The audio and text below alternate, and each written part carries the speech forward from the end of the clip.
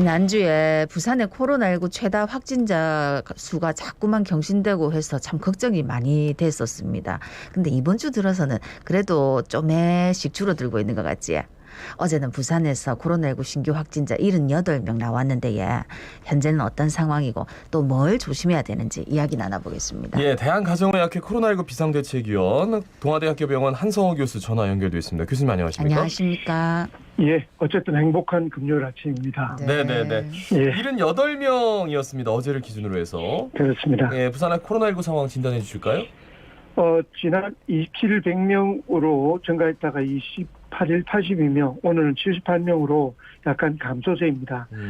접촉자가 63명, 감염 원인을 모르는 분이 14명, 해외 입국자 1명으로 되어 있고 다중이용시설은 음식점, 목욕탕, 학원 등 지금도 다양한 곳에서 확진이 계속되고 있는 상황입니다. 예. 지금 동구 사업체에서도 접촉자 16명 포함해서 7명 감염돼 있고요. 사고 PC방 관련돼서도 2명이 추가돼서 관련 확진자 6명이 확인되었습니다. 네. 북구 어학원하고 동래구 목욕탕에서 이 감염 계속 이어지고 있지. 그렇습니다. 15명이 확인된 북구 학원에도 지금 2명이 더 추가가 되었고요. 네네. 동래구에 있는 목욕탕에는 추가 확진자 3명이 추가되어서 예. 총 98명으로 굉장히 늘었습니다. 동구의 목욕탕도 4명이 추가돼서 누적 확진자는 43명이고요. 수영구 실내 운동시설에서도 확진자는 3명이 추가돼서 70명이 됐습니다. 이제 보면 이런 대규모 확진의 가능성이 많은 곳은 마스크를 쓰지 않거나 또는 마스크를 잠시라도 벗을 수 있는 환경인 곳이 많아서 네네. 이런 부분을 좀 더 주의 깊게 좀 생각하시고 집중을 해서 관심 가시면 좋을 것 같습니다. 그러니까 학원도 어학원이에요. 네네. 그죠? 그렇죠. 네, 그리고 목욕탕입니다. 그리고 예. 이전에 보니까 이제 음악 학원이라고 그러는데 거기서는 뭐 리코더를 가르치는 그러니까, 곳이었다고. 예. 그러니까 결국은 호흡을 이렇게 내뱉는 곳 그리고 뭐 비말이 좀 나갈 수 있는 그런 곳이 굉장히 조금 위험군으로 속한다. 맞습니다. 그 자율접종 대상자 명단 제출 기한이 연장이 되면서 일부 대상자 코로나19 백신 접종이 연기가 됐습니다. 이게 현재 어떻게 되는 상황입니까?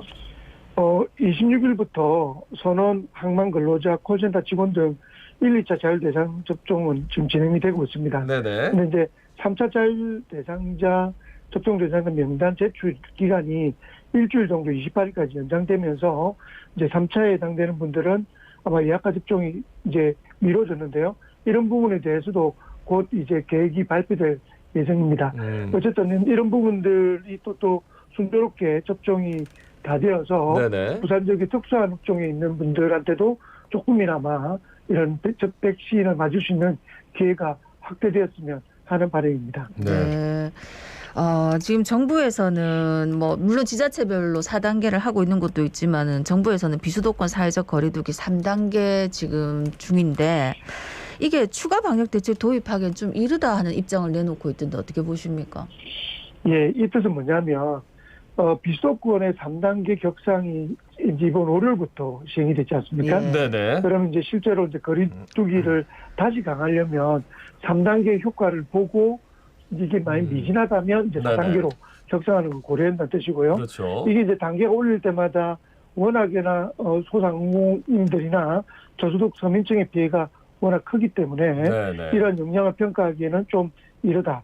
그래서 다음 주 후반까지는 지켜보고 만약 확산세가 계속된다면 결국은 이런 단계를 변화를 줘야 된다는 뜻입니다. 그런데 이제 수도권이 전반적인 이동량이 네네. 이동 통신회사의 분석에 의하면 이게 4단계 조치 또 비수도권이 3단계 조치했음에도 불구하고 전국에 이제 이런 이동량이 네네. 감소하지 않았다는 게 지금 분석입니다. 그래서 예. 이게 감소하지 않는다는 말은 결국 지역 간 이동이 많고 네. 사람들이 많이 단다는 뜻이기 때문에 오히려 이제 정말로 이 효과가 있을까라는 부분에 대해서 우려를 많이 하고 있다는 뜻이죠. 근데 이제 부산만 놓고 본다면 부산이 참 3단계를 좀 선제적으로 했습니다. 그래서 예. 이제 영업시간도 10시까지 그리고 4명 5인 이상 집합금지. 근데 이번 주에 특징적으로 했던 게 뭐냐면 유흥업소 5종에 대해서 유흥시설 예. 5종에 대해서 이제 아예 집합 제한을 했거든요. 예. 근데 그게 이제 효과를 보는 건지 좀 살짝 조심스럽긴 합니다만 예. 유흥시설에 대해서 집합 제한이 좀 가장 좀 효과적이지 않았나라는 생각이 들어서 어떻게 보세요? 저도 그런 부분에 대해서는 동의를 합니다. 이유가 아까 앞서 저희가 이야기했던 것처럼 마스크를 벗을 수밖에 없는 환경에서 저희가 접촉이나 감염의 확률이 높지 않습니까? 예. 근데 지금 말씀하셨던 5종의 유흥시설이 주로 좀 마스크를 잘 벗을 수 있는 환경을 잘 만듭니다. 그리고 밀접하고 밀폐된 공간에서 영업이 이루어지기 때문에 이런 부분에서 좀 집중적으로 조금 더 좀 강화를 한 것이 효과가 분명히 있다고 생각을 하고요. 예, 근데 예. 이제 전반적인 효과는 조금 더 시간을 두고 지켜봐야 되지 않겠나라고 생각합니다. 네. 그리고 또 이제 국내에서 코로나19 백신 접종받은 뒤에 이상 반응이 있다고 신고된 사례 256건에 대해서 보상 결정이 내려졌다. 이런 내용이 있대요. 예, 이제 이 신청 사례가 551건인데 이 중에서 뭐 두통이든 알레르기 반응이든 여러 가지 치료를 받았던 256건에 대해서 피해 보상 전문위에서 보상하기로 결정을 했습니다. 네네. 근데 이제 그 보상의 기준은 접종을 하고 난 뒤에 뭐 한 2주가 지났다든지 너무 시간적 개연성이 떨어지거나 또는 기존의 폐렴이한 폐혈증, 신부전 뇌경색 등 기저질환으로 발생해서 가능성이 높은 사례는 기각이 됐습니다. 예, 예. 그래서 뭐 그 외에도 코로나19의 인가성이 불충분했지만 중증 환자의 경우는 1인당 최대 1,000만 원의 진료비를 지원했는데 현재 10명이 확진이 됐고 그중에 4명에 대해서는 지원이 완료가 됐습니다. 근데 외래에서 보면 코로나19와 연관돼서 사실 이렇게 외래를 방문하는 환자의 수는 생각보다 굉장히 많습니다. 네네. 그런데 이제 이게 다행히 심각하지 않고 경증으로 넘어가서 문제가 없지만 이런 부분에 대해서는 아직도 추가적으로 저희가 분석을 하고 심의를 하는 과정을 하겠으나 시민분들도 만약에 아주 심한 증상이 있고 힘들 때는 적극적으로 피해 보상 전문의에 신청하는 것도 방법이라고 생각을 합니다. 예. 제가 듣기로는 정부가 지금 먹는 코로나19 치료제 개발 상황을 모니터링하고 있다라고 예. 밝혔는데 이게 모니터링하고 있다라는 의미가 비전문가인 저희들이 들었을 때는 뭐 어느 정도 수준인지 예. 퍼뜩 이해가 안 가가지고요. 어떻게 봐야 될까요?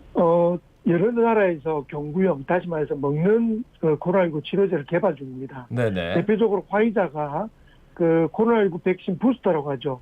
이제 한 번 더 맞는 주사에 대한 연구와 그리고 경구용 치료제에 대한 임상 시험에 들어갔다는 보도를 했습니다. 근데 이제 이런 것들에 대해서 정부가 미리 사전 구입을 준비를 하고 있는 거죠. 그래서 만약에 4분기 정도 되면 결과가 나오는데 만약에 좋은 결과가 나온다면 그때 구입을 의사를 많이 타진하고 하면 우리가 또 이전에 백신의 사태처럼 예, 예. 그래서 구입을 늦출 상황이 생길 수 있기 때문에 그런 부분에 대해서 모니터링을 하다가 만약 효과가 입증이 될 것 같으면 사전 구입을 진행한다는 뜻입니다. 그래서 그 경구용 치료제를 위해서 168억 원이라는 그 예산을 미리 확보한 상태입니다. 네. 그 치료제가 나오는 게 사실은 제일 좋은 거 아닙니까?